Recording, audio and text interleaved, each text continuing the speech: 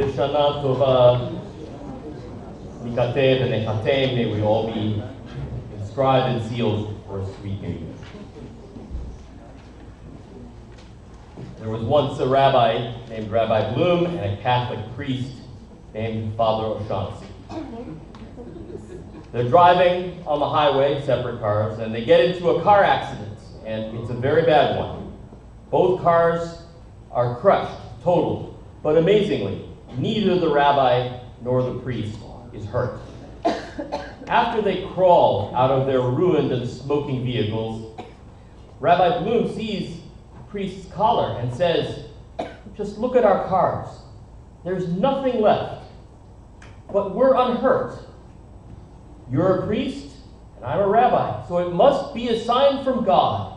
He must have meant that we should meet and be friends and live together in peace the rest of our days." Father O'Shaughnessy replies, "I agree with you completely. This truly must be a sign from God." Rabbi Bloom then says, "Look, here's another miracle. Although my car is wrecked beyond hope, this bottle of wine I had in the front seat didn't break. God must want us to drink a l'chaim with this wine and celebrate our good fortune." He hands the bottle to the priest.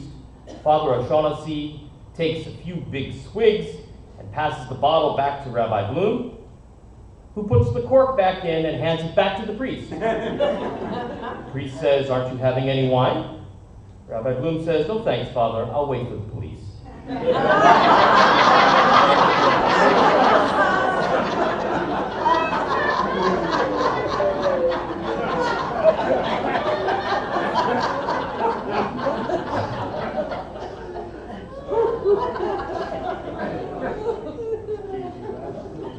You know, there are, I think, what's 4 times 13?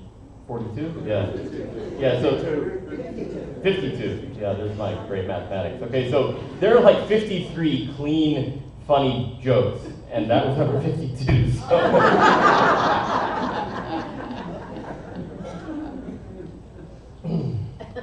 Alas, most everything we hear about Catholic priests these days is not a joke. The child sex scandal in the church just keeps getting worse, and there seems to be no end to it. Before I get too far into this, I want to make it very clear that this is not an anti-Catholic sermon. I have great respect for the modern Catholic Church, and you should know that the molestation issue that they are dealing with is absolutely going on in other religions, including our own. More on that later. This is not a problem that is unique to the Catholic Church. Nor am I saying that abuse in the church is worse than it is anywhere else. For instance, the sexual abuse of children and adults, for that matter, in Hollywood and the entertainment industry is known to be far, far worse. It's just that we rightly expect better out of religious institutions than we do out of the entertainment industry. What I am saying today is that the Torah passage we just read about the Akedah, the binding of Isaac, the near sacrifice of Isaac, has so much to teach us about the crisis of sexual abuse in places that claim to be houses of God. First, I'm going to tell you about the deep and ancient connection between the Akedah and the religious molestation scandal. Then I will tell you why we Jews in Shul on Rosh Hashanah should care about this problem. In case you're fuzzy on the details, the passage we read today tells us that God tested Abraham's faith by ordering him to sacrifice Isaac, the son he miraculously had with Sarah when both were far past the age of childbearing. Abraham obeys the Holy One and binds Isaac on the altar. Just before sacrificing him, an angel of God orders Abraham to stop. And Abraham instead sacrifices a ram that had become caught in the thicket. I think this story of the Akedah teaches us 3 things about the child sex abuse crisis. The first is that religion should never ever be used to harm children, even if doing so seems to be a ritual requirement in our messed up minds. Life is not a big chess game. It's much more like poker. And our children are not pawns. This should be patently obvious to everyone with a pulse. But it apparently is not. Or we wouldn't have hundreds of cases of religious molestation piling up in Pennsylvania right now and elsewhere. Speaking of which, I greatly admire Pennsylvania's Attorney General, Josh Shapiro, for investigating and prosecuting the cases in his state. He's a seriously committed and involved Jew. He went to Jewish day school. He sent his kids to Jewish day school. To be honest, it takes guts for a Jew, even an attorney general, to stand up to the immense power of the Catholic Church. Not so long ago, that would have been viewed as unacceptable and even dangerous for a Jew. Mr. Shapiro recognizes that children are precious, whether they belong to us personally or not. I never ever complain about a baby making noise in a synagogue. I only wish there were more babies to make more noise. Any religious institution, Catholic or not, that allows its children to be harmed is contradicting its very reason for being. The story of the Akedah is first and foremost a polemic against child sacrifice, which is anathema to everything that Judaism teaches. Thousands of years ago, our ancestors lived among Canaanites who prayed to a brass idol called Molech. The Mishnah relates that the Canaanites would light a fire underneath Molech's outstretched metal hands, and they would place their own babies, their firstborn, in Molech's hands, killing them in the process. The Torah bans this practice and any other religious act designed to kill or harm a child. But one need not actually cause a child's death to be in violation of this law. Teaching kids to be terrorists, like they do in Gaza, is child sacrifice. And there is no question that child sexual abuse by priests and other clergy is also a type of child ritual slaughter. The only difference is that instead of offering the child's life to an idol, the sex offender sacrifices the child's innocence and sanity to his own sick and perverted desires. It's bad enough when an adult is raped. That kind of attack can cause devastating mental consequences. Rape is essentially murder of the soul, whether the culprit is a relative, a date, or a stranger. When a child is raped, the damage is even worse, and dare I say, irreparable. I am in awe of people who are survivors of child sexual abuse and who nonetheless hold it together, lead normal lives, and do not repeat what was done to them. I know it's a syrupy cliche, but our children really are our future. That is why the welfare of children is more important than any church's reputation, the prestige of any synagogue, or the finances of any religious community. The children have to come first. The priority of children was one aspect of the test that God gave Abraham. On the surface, it seems that the test was, will you believe in me? Will you have faith in me? But the more important question was, will you put this child first in your life? A lack of belief in God is forgivable. Endangering children, in contrast, is unforgivable. The second thing the Akedah teaches us about child sexual abuse is that secrecy and religion do not mix. We don't need a midrash to see the theme of secrecy in the Torah reading. It's right there in black and white. Just listen to it.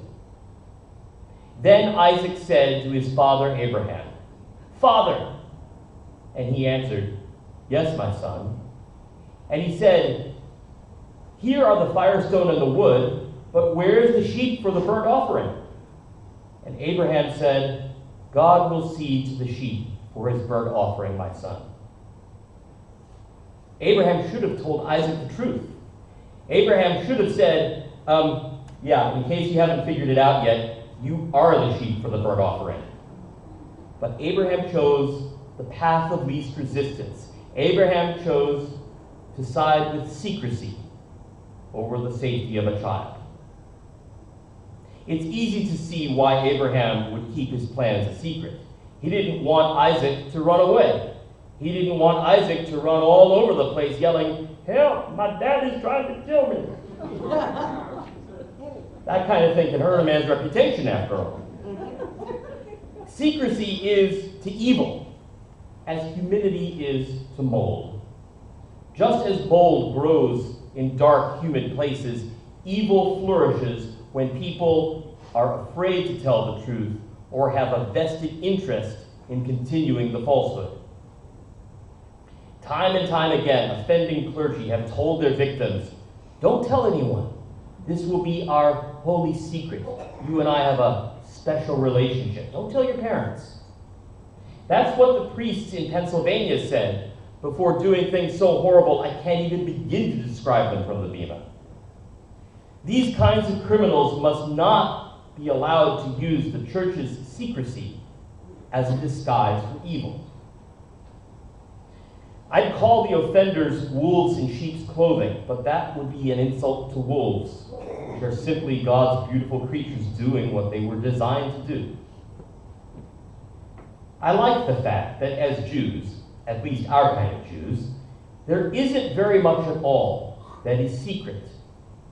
There are no secret chambers, no clandestine rituals, no prayers that are hidden from non-Jews. From time to time, non-Jews ask if they can come and visit and see a service, and they're surprised when I say, "Sure, go ahead." The symbolic highlight of every Torah service is the moment that the Magbiah lifts the scroll for the entire congregation to see, and we all point at it with our pinky, as if to say, "Yes, that's our Torah." To publicly say, "Yes, that's our Torah," in broad daylight. That's what the Torah means when it says, "Lo nachash b'Yaakov velo kesem b'Yisrael." There is no fortune-telling in Jacob, no sorcery in Israel. What we do here in Shul is not an illusion, or a trick, or even a mystery, and there is no secret. We want everyone to know what the Torah says, because the more of it they know, the better the world will be. Rosh Hashanah itself is the exact opposite of a secret. It's the loud and boisterous announcement of the new year, once done throughout the land of Israel and the diaspora from mountaintop to mountaintop. We still do it by blowing the shofar as the Torah commands, and we do it 100 times each day, 200 times in total, so that everyone hears it, even people like me with short attention spans. The third thing that the Akedah teaches about the sexual abuse crisis is that prayers and rituals are not enough. The Pope and other officials of the church have declared this solemnly to be a time of deep prayer and asking for forgiveness. But prayers for forgiveness are not enough when a religious institution has allowed itself to become infected with sin and perversity. What is needed is not apology, but swift and decisive action. If you have a serious tumor, God forbid, yes, you should pray. I can help you do that. But you also have to let your oncologist and your surgeon attack it, or our prayers will be in vain. That's what religious molestation is, a tumor on the rest of the body. How does the Akedah teach us that prayer and ritual are not enough? Well, just look at what happened after the angel told Abraham to stop and not do anything to his son. Did Abraham say, "Sorry, kid"? No. He performed a ritual. He sacrificed a ram in place of Isaac. a ram that had become stuck in the thicket, as if that would just make everything all better. Abraham could have admitted his error to Isaac and at least asked for forgiveness, but he didn't. He just went ahead with the ritual. It was business as usual, but it should not have been business as usual. We know that the slaughter of the ram did not help because Abraham and Isaac never speak again. Twice before the attempted sacrifice, we read that Abraham and Isaac walked together. Vayelchu shnehem yachdav. Afterwards, they are completely separated. Abraham passed the test that God gave him, but failed the one that Isaac gave him. Our sages note that Sarah dies in the very next verse. The ritual of the ram sacrifice did not heal the relationship between Abraham and Isaac, and all the prayers and incense and religious rites in the world will not heal the Catholic Church or any religious body that suffers from a fifth column of molestation. Criminals who molest kids under the auspices of religious authority must be removed from office and handed over to the police. Full stop, end of story. They must not be transferred to another unsuspecting congregation. They must not be allowed to go through some sort of mumbo-jumbo prayer retreat and then sent on their merry way. I do think Pope Francis deserves a lot of credit for asking the victims for forgiveness. Previous leaders of the church have asked God for forgiveness, but Pope Francis has changed things a little. He's actually asked the victims for forgiveness. It might be the first time that a pope has been so candid about the depth of the problem. When I was in Rome in August, there was a newlywed woman in our hotel's breakfast room who was crying because she had just found out that Pope Francis would not be available to give her the scheduled postmarital blessing that he does for newly married couples when he is in service at the Holy See. She had flown all the way from Detroit for that blessing. The pontiff's schedule changed because he had to fly to Dublin and ask for the forgiveness of Catholics in Ireland, where the molestation scandal has hit harder than anywhere else. It's good that Pope Francis is seeking forgiveness from actual victims. That's a step in the right direction. But I do hope that His Eminence understands that there is so much more to do. Merely seeking forgiveness means nothing unless real change happens as well. That's what our Mishnah means when it says, one who declares, I will sin and repent, is incapable of genuine repentance. It's great that the Pope wants forgiveness. Now he has to execute a massive clean-out of the evil in his midst, both those who commit the sins as well as those who have looked the other way and tolerated the sins. And he won't be able to do it alone. He'll need the cooperation of his Senate, the cardinals. And it is not at all clear that he will have it. He's a rebel. It's a highly political job. Too many religious leaders, be they Catholic or from other religions, are acting like the ram caught in the thicket, unable to move and paralyzed by fear. They're paralyzed with the fear that if the truth were to come out, their reputations could be ruined and their institutions could be bankrupted. Hence the harassment and bullying that some victims have encountered when they dare to speak up. That's right. Follow the money. So now you see the connection between the Akedah and the child sexual abuse dilemma. But then we're left with another question. Why should we Jews care what's going on in the Catholic Church?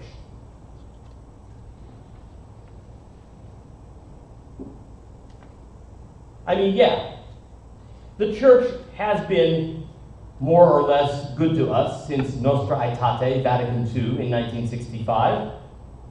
But many centuries of painful history are still there. In Rome, I saw a church named for a priest whom I know was a terrible enemy of the Jews hundreds of years ago. So why should we Jews care about the Catholic Church and its problem? Well, there are a couple of main reasons we should care. The first and most important reason we should care is that child sexual abuse is happening in the Jewish world. It's not just a Catholic problem, and we have a pretty severe case of it too. It mostly happens in ultra-Orthodox communities where talking to police can result in a whole family being shunned. They have the omerta. They believe that handing a Jew over to the civil authorities is an act of spiritual treason. That may have been true under Nazi Germany or under the Romans of ancient times, but this is America. It also takes place in modern Orthodox places like the famed Ramaz Day School in Manhattan, and occasionally in conservative and reform institutions as well. Not long ago, a rabbi in Baltimore was sentenced to 22 years for the sexual abuse of a minor. Not long before that, a rabbi from New York was sentenced to 103 years for the same crime. One of my colleagues was caught on that show, Dateline NBC, and was sentenced to prison for what he did. There are far too many examples for me to list. They just don't get the headlines that the Catholics do. I think this sort of thing happens less frequently in the liberal movements because our uniform policy is that offenders are immediately removed, publicly shamed, and reported to the police. No ifs, ands, or buts. Even so, it does happen from time to time. So we have no right as Jews to act all clean and innocent and claim that our people don't do such things, or that our rabbis are immune. We have bad apples like everyone else, and bad apples have to be removed from the barrel. The second reason that we should care about what's happening in the Catholic Church is that a crisis in the enormous Catholic Church, 1 billion people, has a multiplying effect that affects everybody. If the Catholic Church in America is not healthy, American Judaism will also not be healthy. We're all in this together. We're all in the same boat. So if there's a passenger in the boat who bores a hole on his side of the boat, it will affect everyone else. What weakens one religion can weaken all religions. There is a danger that people who are already on the fence regarding religion will throw up their hands and say, why should I be a member of any religion if this is what they tolerate, if this is what they do? Religious affiliation is no longer a given. We cannot assume that those who are born into the active Jewish community will remain there. We're all familiar with the recent demographic study by the Pew Foundation. One of its findings shows that 50% of Jews under the age of 30 consider themselves only culturally Jewish and not religiously Jewish at all. That's a danger because Jewish culture needs Jewish religion to survive more than a generation or two. Jewish culture without Jewish religion is like an awesome car running on fumes. We already have enough problems keeping our young people interested in being proud Jews. The sexual victimization of children, whether it's in our religion or in someone else's religion, weakens the whole endeavor of faith. The idea that God has expectations of us and wants us to strive to be better, to be more holy. I pray that all who have been abused by religious people will see the day when all houses of faith cleanse themselves of this intolerable cancer. Only then will the victims get the peace and justice they deserve. And only then will we have truly internalized the message of the Akedah. Shana Tova.